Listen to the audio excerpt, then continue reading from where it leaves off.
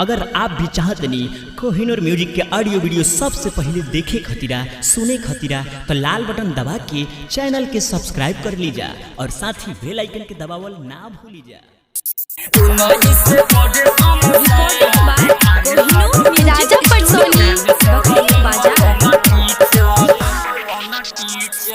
हिंदू आ मुस्लिम के चक्कर तू छोरा हवे उ बहुत महान हो, हवे उ बहुत महान हो।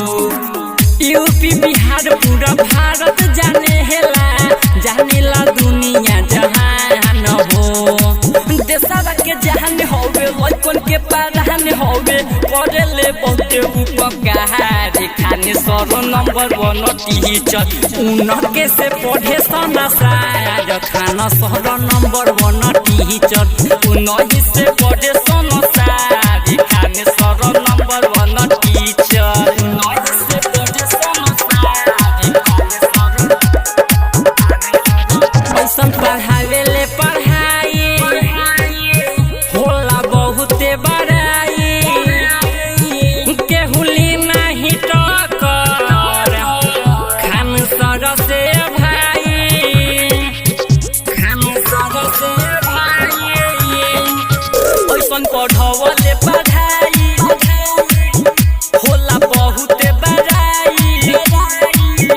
केहुली ही न टकर खान सर से भाई।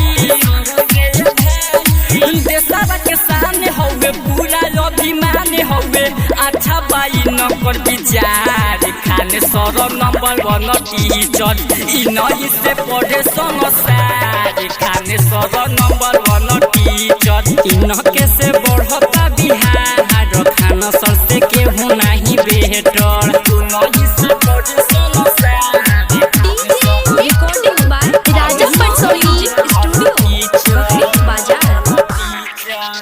हवे देश के चहेता भारत माता के बेटा। कहे संदीप सवरिया सत्यम सम्राट लेखा, सत्यम सम्राट लेखा।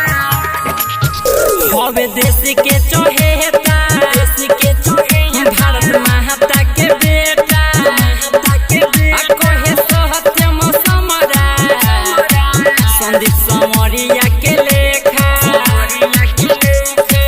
चंदन का रात्रि कहे अनिल आनंद सुनो कोहिनूर म्यूजिक बारे बारे। खाने सर नंबर 1 टीचर उन्हीं से पढ़े समाचार। खाने सर नंबर 1 टीचर इनके से होखता विकास।